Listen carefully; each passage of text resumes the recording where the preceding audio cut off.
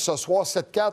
Est-ce que c'est une belle défaite ce soir? Non, mais le Canadien qui s'est battu quand même. Remonté 3 buts en moins de 2 minutes ce soir. On a marqué le premier but. Qui s'attendait à une victoire? Vraiment pas. C'est ça qui est intéressant parce que lorsqu'on a vu que c'était 4-1, on se disait, bon, ce soir, on va l'échapper. C'est normal. Contre les Panthers, ça va arriver. Mais c'est ça qui est fou avec le Canadien en ce moment. On ne peut pas jamais dire ça. On a été capable de marquer 3 buts en moins de 2 minutes, 3 buts sur 3 tirs.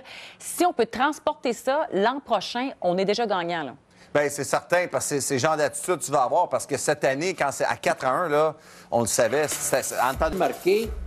Et ce soir-là, pour la première fois depuis que Martin Saint-Louis est en poste, on a vu des passagers. Hoffman a été horrible. Je pense qu'il y a 3 ou 4 revirements qui ont provoqué des occasions de marquer. Il y en a 2 qui ont été coûteux, oui.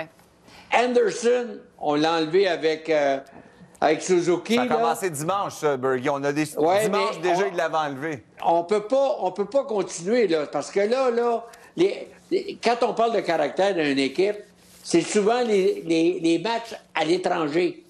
Là, les Canadiens étaient dans une cédule là, difficile. Ouais. On joue le prochain. Leur propre chance, eux autres mêmes. Pas leur donner des chances gratuites comme on a fait. C'était bien trop facile là, pour eux autres d'avoir des chances de qualité. Puis c'est pas vrai que Jake Allen va arrêter 50 lancers à chaque rencontre. Là. Fait que tu dois revenir un peu à cette base-là. Oui, l'effort et tout ça, mais tu as un minimum de structure à avoir qu'il n'y avait pas dans le match. En même temps aussi, on jouait 3 matchs en 4 soirs. On a des jeunes. Aussi, on a Justin Barron aussi, qui a une couple de séquences. On voyait ça tournait vite. Mais les jeunes doivent s'habituer à... moi, je pense que Renaud était sur la plage. Renaud, il mettait la crème solaire. On va le rejoindre. Renaud, si t'étais pas sur la plage... T'as un coup de soleil. Il y a un coup de soleil pour vrai, Renaud. C'est de la crème qu'il faut se mettre. Oui. C'est de la 50. Mais quand tu vis au Québec puis tu arrives en Floride, c'est pas vrai que tu vas commencer à faire à croire que tu veux faire attention. T'as tellement pas souvent la chance de profiter du soleil qu'on commencera pas à faire à croire. Tu fais bien. Okay, C'est ce qu'on le masque. On fait pas à croire qu'on fait attention aussi avec le masque en Floride. Renaud, on le met pas. Renaud, ton analyse de la rencontre de ce soir. Mais tout d'abord, je sais que tu es très proche de Jonathan Huberdeau. Ce soir, quel match a Huberdeau? Oui, quel match. C'est extraordinaire, ce gars-là. Ce qu'il est en train d'accomplir avec les Panthers de la Floride, c'est un gars qui mérite tout ce qui lui arrive, qui a mangé son pain noir, rappelez-vous, avec les Panthers. À un certain moment, il y a 3 ans, était tellement plus capable de perdre des matchs qu'il se demandait c'était quoi son avenir ici avec les Panthers de la Floride. Il a vraiment fallu qu'on le rassure. Il y a un gars chez les Canadiens qui continue de m'impressionner. Dans le mois de mars, c'est Chris Wideman. Il est rendu avec 11 points, 1 but, 10 passes. Il y a une fiche de +1 aujourd'hui avec 1 but, 1 passe. Chris Wideman qui est à côté de moi présentement, qui vient justement de voir les membres de sa famille qui sont ici présents en Floride. Puis ça, c'est un gars qui va probablement signer un autre contrat avec les Canadiens à la fin de la saison. C'est sûr qu'il va probablement moins jouer l'an prochain. Mais une chose est certaine, avant le match de ce soir, il était chez les défenseurs au mois de mars, 12e au chapitre des points. Je ne sais pas ce soir, après cette rencontre-là, où il va se retrouver, mais c'est quand même une belle surprise pour les Canadiens de Montréal. Renaud, je t'amène sur un autre dossier, quelques moments, sur le décès d'Eugène Melnyk, qui a vraiment causé une commotion là, au travers de la Ligue nationale. Bien, c'est certain, parce que c'était d'une certaine façon inattendu. Quand je dis inattendu, c'est qu'il y avait très peu de gens qui savaient que depuis maintenant 3 semaines, il était vraiment mal en point. On sait qu'il a déjà eu une greffe du foie il y a quelques années et là, finalement, il y a eu des complications. Et il y a 3 semaines, donc, c'était assez clair pour lui qu'il lui restait très peu de temps. Maintenant, c'est une triste nouvelle. C'est quand même lui qui a sauvé les sénateurs d'Ottawa d'un déménagement, carrément, au début des années 2000. Par contre, c'est un cheminement qui était très difficile, là, particulièrement, là, je vous dirais, depuis 6 ans. Sa relation avec les gens d'affaires, les politiciens à Ottawa, c'était extrêmement difficile. Écoute, même avec les dirigeants de la Ligue nationale. Donc, ça fait en sorte qu'aujourd'hui, on se pose la question, qu'est-ce qui va arriver aux sénateurs? C'est la famille qui détient les actions. Donc, ça reste dans la famille Melnyk présentement. Les rumeurs de vente sont effectivement nombreuses, mais on veut garder l'équipe à Ottawa. Donc, on va voir comment ce dossier-là va évoluer, mais d'après moi, il va y avoir des changements majeurs là, chez les sénateurs d'Ottawa au cours des prochaines semaines, des prochains mois. Renaud, réunion des directeurs généraux. On a parlé de la masse salariale qui va augmenter. C'est confirmé. Le repêchage se tiendra à Montréal. Donc, ça, c'est fait. Et on a parlé de l'arbitrage aussi. On va en parler tantôt avec Stéphane Auger. Je veux t'entendre sur les points qui ont été abordés. Bien, écoute, ma plus grande déception, Dave, est la suivante, OK? C'est que ça fait 2 ans que les dirigeants, les directeurs généraux de la Ligue nationale ne se sont pas rencontrés face à face, n'ont pas eu de discussion en présentiel. Tout s'est fait par Zoom, comme tout le monde le sait. C'est pas vrai que depuis 2 ans dans la Ligue nationale, tout va bien. Écoute, et les critiques, quand tu parles aux dirigeants à micro fermé, sont nombreuses sur l'arbitrage, sont nombreuses aussi sur, par exemple, qu'est-ce que c'est de l'obstruction sur les gardiens de but.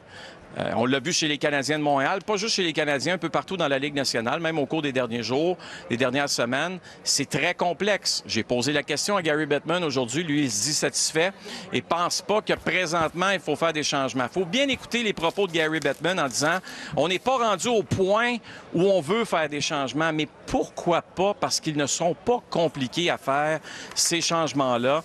Côté de l'arbitrage, ben écoute, peut-être que là, c'est un peu plus complexe, mais au-delà de tout ça, il va falloir prendre le taureau par les cornes et on ne veut pas le faire. On dit que tout va bien, on garde tout le monde en place, qu'il n'y a pas de problème dans la Ligue nationale de hockey.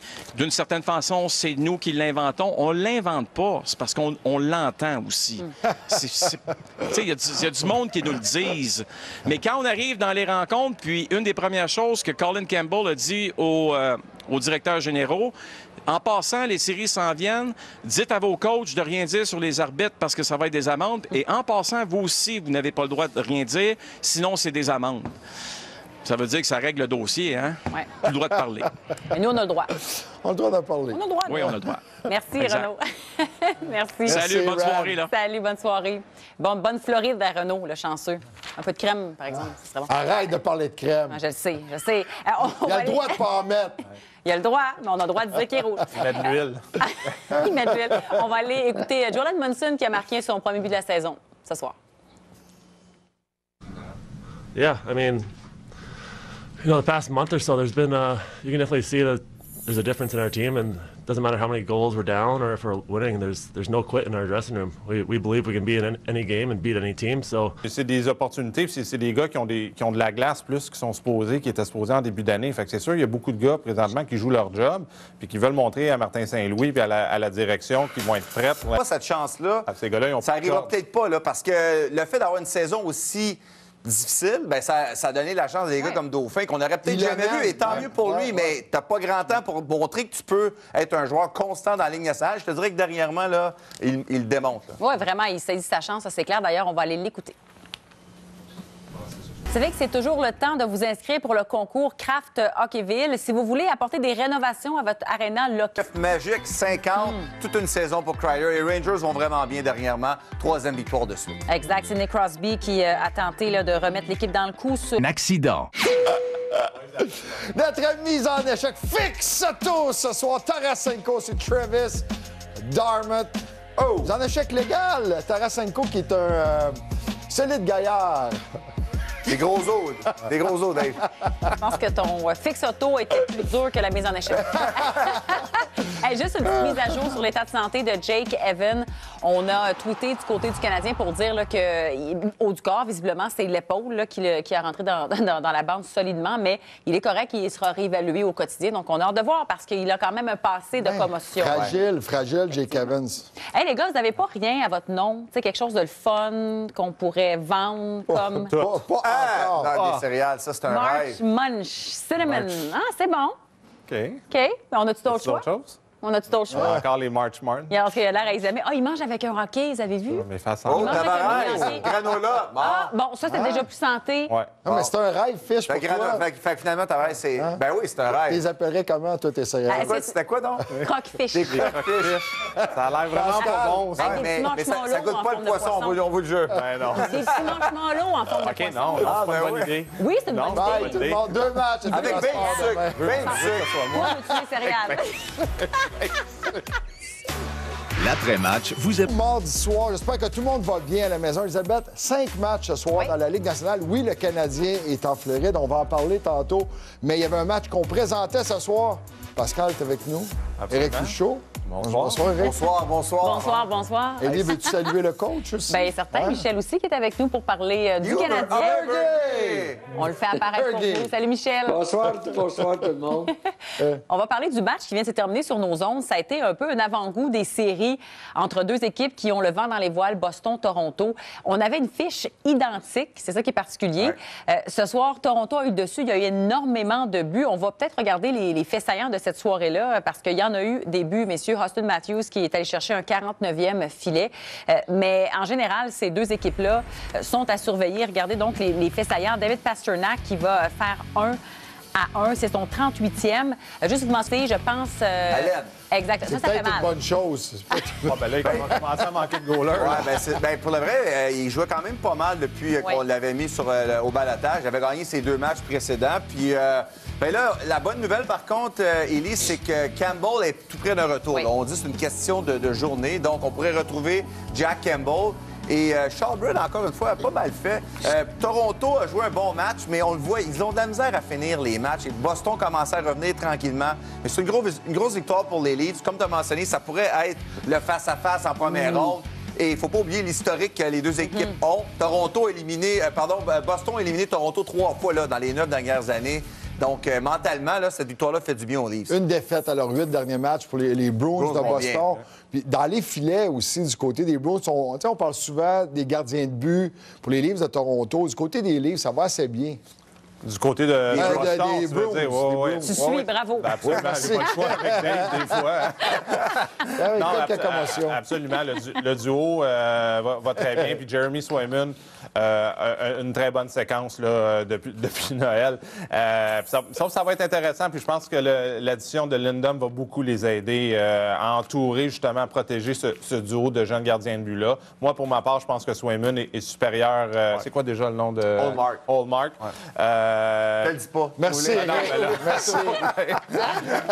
Non, mais Ton c'est iPad sur toi, comment? Ben ouais, c'est pour ça que tu triches, toi. Mais quand tu as un duo de jeunes gardiens de but, il faut que tu les aides, il faut que tu les encadres. Des bons défenseurs, une bonne structure défensive. Moi, les Bruins de Boston, la seule question, est-ce qu'ils sont devenus trop hot, trop rapidement? Est-ce qu'ils vont être capables de garder cette cadence-là quand les séries vont commencer? C'est ça qui va être intéressant, parce que là, présentement, dans le dernier mois, c'est une des meilleures équipes de la Ligue nationale. là. Mais tu mentionnes les deux gardiens. Tu sais, Hallmark, il est plus vieux, mais il n'y a aucun match d'expérience en série. Et Swayman, je pense qu'il a joué 18 minutes. Ça veut dire qu'eux autres commencent les séries. C'est quand même un point d'interrogation. Même si on a une bonne saison, il y a 18 minutes d'expérience en série avant de commencer. J'ai bien hâte de voir ça. Et Michel, dans ce... Oui, vas-y. Deux gardiens du côté de Boston qui n'ont pas d'expérience. Et du côté de Toronto, on n'en a pas. Fait que ça égalise, hein? Mais...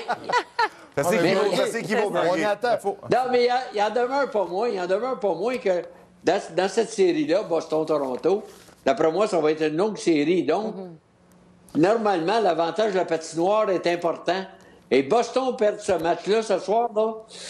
J'aime pas ça parce que ça donne un avantage à Toronto. Mais Boston revenait dans cette rencontre-là. On a tenté à la fin là, avec 3 filets. Donc, j'ai l'impression que Toronto avait hâte que ça se finisse, cette rencontre-là, parce que, tu sais, Boston, il ne faut pas les C'est le prendre... problème des Leafs cette année. Combien de fois qu'ils avaient les devants, mettons, après 2 périodes, et on laisse l'équipe revenir derrière. Et c'est ça, quand on dit que les Leafs doivent changer leur façon de faire, la façon qu'on gagne les matchs. Mais tu sais, on est dur quand même avec Toronto. C'est toute une saison qu'ils ont, malgré là, le fait qu'on est toujours en train de les critiquer parce qu'on se dit Toronto sont bons en saison. Mais quand les séries arrivent, est-ce qu'ils vont être en mesure de faire ça? Mais Matthews, encore ce soir, un but, une passe, il a été très, très bon. Et les meilleurs joueurs se sont levés. Là. Moi, ce que j'aime dans ces rencontres-là, puis je parlais des 5 duels ce soir, puis on va voir Colorado en action ce soir. Sans McKinnon. Mais sans McKinnon.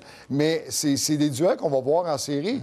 Oui. Tu sais, on n'est plus dans les ça qui est le 5 fun à premiers cette matchs de la saison. C'est des équipes qui vont Ça commence à s'affronter. ressembler, Oui, il y a le hein. classement, tu veux savoir qui tu vas affronter, mais de la façon aussi. Oui, et ce soir, c'était un duel entre les deux meilleurs buteurs de 2022, Matthews, que tu as parlé, et Pasternak également. Depuis 2022, ce sont les deux meilleurs buteurs. Donc, ça fait vraiment des duels Hey, intéressants. j'ai préparé un tableau pour toi. Hey, bravo, Dave. Merci de Merci. l'avoir C'est lancé. vraiment- C'est ça aujourd'hui, Dave, C'est je ça me qu'il demandais, je faisait. suis capable de te Au retour, on va aller voir ce qui s'est passé. Le Canadien qui était en Floride analyse après la pause. Restez là.